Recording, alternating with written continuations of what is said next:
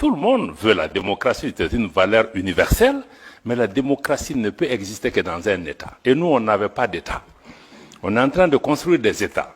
Et nos interlocuteurs sont en train de préparer des élections. Donc on ne peut pas se comprendre. Donc je pense que ça nous a amené dans un différend extrêmement profond avec le reste de la région. Et des sanctions ont été imposées à nos pays. Ce qui me semble aussi normal, il ne faut pas qu'on pense que ce n'est pas normal. La CEDEAO a ses règles, nous en étions membres, nous avons accepté ces règles, mais la plupart de ces règles, c'est la suspension de nos organisations quand il y a des changements dits anticonstitutionnels. Mais il y a eu des sanctions économiques et financières qui ont été imposées à ces pays sans aucune base légale. Il n'y a aucun traité, aucun texte de la CEDEAO qui est prévu qu'on puisse fermer les frontières. Jusqu'à demain, j'espère que des juristes pourront nous donner la réponse. On a utilisé l'Union économique et monétaire pour fermer nos banques centrales, pour fermer nos comptes bancaires des États, pour affamer les populations. Dans le cas du Niger, même les médicaments n'étaient pas autorisés. Pourtant, l'article 4 du statut de la Banque centrale indique que la banque ne peut recevoir d'injonction d'aucun autre organe, fût-il l'organe des chefs d'État. Mais ça a été fait. Bon. Je pense que ça a été des erreurs qui ont, de mon point de vue, touché à l'ADN même de l'organisation. Parce qu'une organisation qui est faite pour intégrer, si elle commence à désintégrer, elle attaque son ADN. Et ça crée un fossé entre nous. On a essayé d'expliquer à nos amis de la CEDEAO, la suspension ne veut pas dire ostracisme et exclusion. Je suis heureux que ma sœur Barbosa est ici, elle était ministre des Affaires étrangères de la Guinée-Bissau. La dernière discussion qu'on a eue avec la CEDEAO, c'était justement à Addis Abeba, si je ne me trompe pas, en janvier ou février 2023. On a eu un échange avec elle. Elle était présidente du Conseil des ministres de la CEDEAO. On dit, si vous ne faites pas attention avec la politique des sanctions, on va aller vers une cassure. Parce que même si on est suspendu, il y a un minimum d'engagement. On dit, il faut là que l'engagement reste sur 3 questions. 1. Si vous discutez des questions qui touchent à nos pays, appelez-nous au moins pour 15 minutes. Écoutez-nous, on quitte la salle. 2. Si vous discutez des questions de sécurité, ça ne peut pas se faire sans le Mali, sans le Burkina. À l'époque, j'étais avec, on était 3, ministre des Affaires étrangères, le Burkina, le Mali et la Guinée à l'époque. Et le 3e élément, on leur a dit, s'il y a des questions humanitaires, ça ne peut pas se faire sans nous. Et on nous a dit, mais pourquoi on a demandé ça? On a même accru les sanctions, on a ajouté les ministres des Affaires étrangères et même les chefs d'État. Ça nous a mené à la cassure. Et à partir de ce moment, nous, on a dit, bon, puisque nos chefs d'État sont sanctionnés, les ministres des Affaires étrangères sont sanctionnés, vous avez fermé la porte du dialogue. Donc, vous n'allez plus pouvoir aussi venir dans nos pays, sinon on ne peut pas aller chez vous. Je pense que ce sont ces erreurs accumulées qui nous ont amenés jusqu'à ce que, maintenant, il y a eu le coup d'État au Niger, et la CEDEAO a décidé de faire une intervention militaire. Vous savez que quand on est dans une union, ça veut dire qu'il y a même un pacte de non-agression. On ne peut pas se lever. Bon, c'est vrai, même si un chef d'État est renversé, se lever un matin pour dire qu'on va attaquer un pays, pour la CEDEAO qui, depuis 20 ans, a une force en attente qui est toujours en attente. Ça veut dire, en réalité, ce sont des acteurs extérieurs à la région qui dictent leur volonté à la CEDEAO. Je suis désolé de dire, même l'Union européenne a soutenu cette décision de la CEDEAO d'attaquer un pays souverain qui lutte depuis 10 ans contre le terrorisme. Ses frontières sont fermées. Quand vous attaquez le Niger, mais vous attaquez une armée, mais vous libérez les terroristes. Ils vont aller où? Au Mali, au Burkina, partout. Donc, à partir de ce moment, on s'est dit que cette organisation commence à être dangereuse pour nous. Non seulement on punit nos populations, mais le fait d'être membre peut même t'amener à ce qu'on attaque le pays. Donc, c'est là que le Mali et le Burkina ont décidé que si la CEDEAO attaque le Niger, mais nous qui considérons que nous, on est entré en guerre contre l'organisation. Et c'est à partir de cet instant que nous avons mis une alliance militaire défensive en place pour dire que bon, nous nous mettons ensemble pour faire face à une menace existentielle, mais en mettant en place une approche géopolitique de la question. Nous nous réunissons pour nous défendre d'abord. Mais en faisant ça aussi, on s'est dit, bon, c'est pas seulement une alliance, et je pense que c'est notre réponse qui a d'ailleurs dissuadé. En définitive, les gens ont commencé à comprendre que, bon, Niamey, ça ne sera pas une promenade de santé. On va faire face à 3 armées qui sont en guerre depuis 10 ans. Bon, donc, je pense que ça nous a amené à ça, et on s'est dit, bon, On va aller au-delà de l'alliance militaire pour créer, le 16 septembre 2023, donc on a créé l'alliance des États du Sahel sur la base de la charte du Liptako-Gourma. Mais on est en train de travailler maintenant pour aller beaucoup plus loin que ça. Pourquoi on veut aller beaucoup plus loin que ça? Ça, c'est la partie, on était dans la partie contre, comme tu as dit, c'est créer contre, mais ça, c'est juste expliquer le contexte. Mais en réalité, la partie pour, c'est que la région qu'on appelle le Liptako-Gourma, qui réunit les trois États, que certains ont appelé la zone des trois frontières, abusivement, mais cette zone est une zone géoculturelle et géographique qui existait depuis des décennies. D'ailleurs, il y a une organisation, l'autorité du Liptako-Gourma. Ces trois pays partagent les mêmes réalités climatiques, géographiques, culturelles et même sécuritaires. Donc on a décidé de mettre en place une communauté qui puisse nous aider, à assurer la sécurité, à lutter contre le terrorisme, parce qu'on lutte contre le terrorisme dans cet espace depuis longtemps, mais on ne pouvait pas le faire ensemble. Maintenant, on va le faire ensemble. Et contre tous les autres facteurs d'insécurité, le deuxième pilier, c'est de travailler à mettre en place une intégration économique poussée, parce qu'il y avait déjà un espace économique et géoculturel qui était là pour pouvoir travailler, pour renforcer la libre circulation dans nos pays, avoir des projets intégrateurs dans le domaine de l'énergie, dans le domaine des transports, dans le domaine des infrastructures. Bon, parce que nos pays sont physiquement aussi liés par beaucoup de réalités qu'on peut, et ces pays regorgent aussi des ressources minières, minéralogiques, de toutes sortes. Ne serait-ce que si on prend les ressources souterraines de cette région, c'est énorme. Personne ne voit le Sahel en tant que source d'approvisionnement de l'Afrique et du monde en ressources en eau. Parce qu'on voit que l'aspect désertique. Donc, je pense que ça, il y a l'aspect intégration économique sur lequel nos ministres des Finances et les ministres en charge du développement ont travaillé pour pouvoir vraiment nous rapprocher davantage. Et le troisième, c'est vraiment travailler ensemble pour que nos pays parlent d'une seule voix, avoir une action diplomatique coordonnée. Donc, si on dit donc cet espace économique là sur lequel on est en train de travailler, je pense que c'est extrêmement important de regarder nos ministres en charge des affaires étrangères ont recommandé au chef d'État d'aller même vers une confédération. C'est-à-dire que une confédération en prélude à une fédération des trois États, qui se fera par étapes.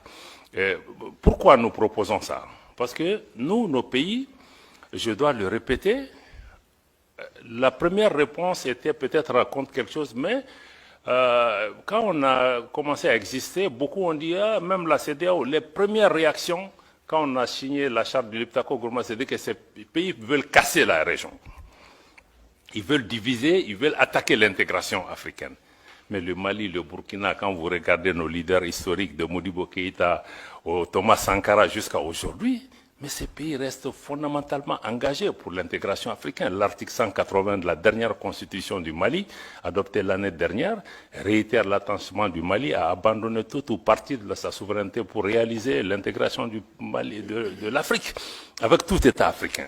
Donc pour nous, notre engagement pour l'intégration et l'unité et l'idéal panafricain reste intact, mais nous trouvons que certaines de ces organisations, de notre point de vue, en tout cas, n'incarne plus cet idéal.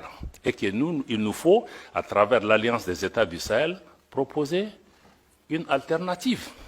D'avoir une organisation, qui ne soit pas pilotée par l'extérieur, une organisation qui ne devienne pas un danger pour ses membres, pour ses populations. Comment on peut travailler à rapprocher nos populations en mettant en place une autre façon de faire. Je pense que c'est là où il me semble être important que vous compreniez, qu'on soit pour la CEDEAO, pour l'UEMOA ou comprenez qu'avec l'AES, il y a une nouvelle donne géopolitique qui est là. Que vous l'aimez, que vous ne l'aimiez pas, peu importe. 2. Pour nous, le sort de nos pays ne va pas se décider à Bruxelles, à Paris, à Washington ou à Londres. Ça se décidera à Bamako, à Ouagadougou, à Niamey, etc. Donc cette réalité géopolitique est là, il faut la suivre, il faut regarder ce qui est en train de se passer. Bon, naturellement, nous partageons le même espace que la CEDEAO, l'UEMOA, d'autres pays qui sont des pays voisins, des pays frères. On est des peuples frères avec le Bénin, nos pays, mais on vit ensemble, on va partager cet espace. Donc, il va falloir qu'on discute des modalités de vivre en commun. Et je pense qu'il faut le dialogue. Je pense qu'Emmanuel a insisté sur ça. Il faut le dialogue. À mon avis, le dialogue est important. C'est ce que nous-mêmes nous avions demandé avant d'être sanctionnés.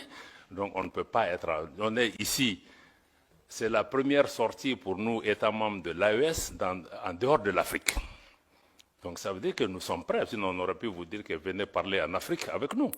Mais si on est venu, c'est qu'on est ouvert, on veut que vous lisez la dynamique de l'AES à travers nous et non à travers des personnes qui sont mandatées ou qui ne sont même pas mandatées, qui analysent notre région, qui parlent en notre nom. C'est pourquoi on est là. Donc c'est vraiment dommage parce que moi je crois que beaucoup refusent le dialogue. Je me réjouis qu'Emmanuela et d'autres continuent vraiment à travailler sur ça. On est très peiné de voir que même des responsables européens, certains disent on ne va pas parler avec eux, même africains, certains disent oh, on ne va pas faire de photos avec eux. Mais on dit mais ça nous fait quoi que vous preniez des photos avec nous? Mais ça ne va pas changer. Nous, on se bat pour le devenir de nos populations. On voit les gens qui meurent, moi une photo avec tel ou tel, ce n'est pas ce qui importe pour nous. Donc certains vont jusque-là, des pays voisins. Personne, je dis aux gens, personne ne va nous faire déménager de cette région. Que tu prennes la photo avec moi ou pas, mais on sera là. Tu seras là, je serai là. Donc moi je pense que ça c'est important. Et j'apprends aussi que même des responsables européens disent à leurs gens, non, non, non, il ne faut pas que vous soyez vus avec eux, il ne faut pas que... Mais je crois que c'est de l'enfantillage, parce qu'en réalité, nous on n'a pas de problème personnel avec quelqu'un. On a des différents politiques. On peut parler pour trouver des solutions.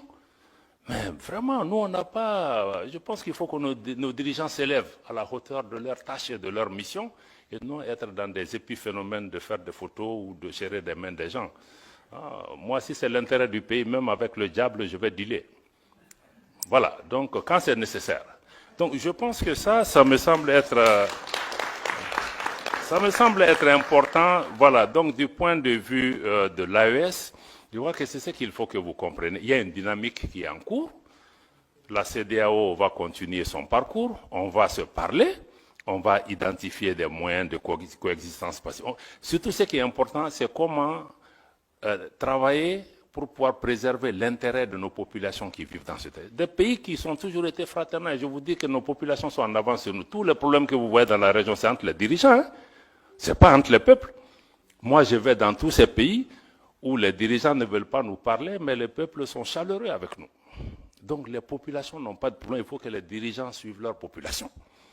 Voilà, donc pour moi vraiment c'est ça, je vais peut-être laisser le reste pour qu'on vienne vraiment à des questions majeures, mais aujourd'hui l'AES se bat pour ça, pour une gouvernance améliorée, une gouvernance qui réponde aux préoccupations de nos populations. Préoccupation numéro 1, sécuritaire. Sécuritaire pour reprendre en main nos États. Et ensuite créer des modèles de gouvernance qui peuvent être deux, mais il faut une économie, il faut une transformation structurelle de nos économies pour que nos économies profitent à nos populations. Parce que toutes ces richesses qui sont là, nous, au État de l'AES, nous voulons désormais discuter différemment avec ces États, parce que les anciennes puissances coloniales ou d'autres, il y avait des donnes qui étaient là. Nous, on n'est plus dans ça. On veut rabattre les cartes pour regarder. On veut naturellement que les partenaires qui viennent gagnent, mais qu'en priorité, nos populations gagnent. Et on sait que les ressources sur lesquelles on est assise nous permettent de discuter d'abord pour que ça bénéficie à nos populations. Si d'autres partenaires en bénéficient aussi, c'est tant mieux.